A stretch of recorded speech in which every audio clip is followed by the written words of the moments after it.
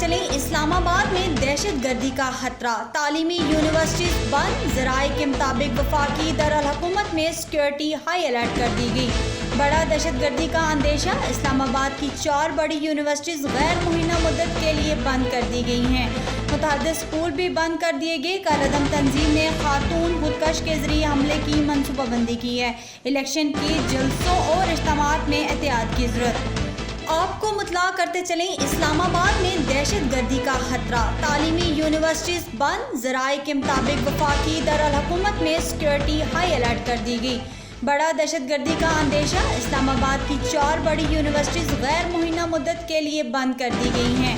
متعدد اسکول بھی بند کر دیے گئے۔ کالعدم تنظیم نے خاتون خودکش کے ذریعے حملے کی منصوبہ بندی کی ہے۔ الیکشن کے جلسوں اور اجتماعات میں احتیاط کی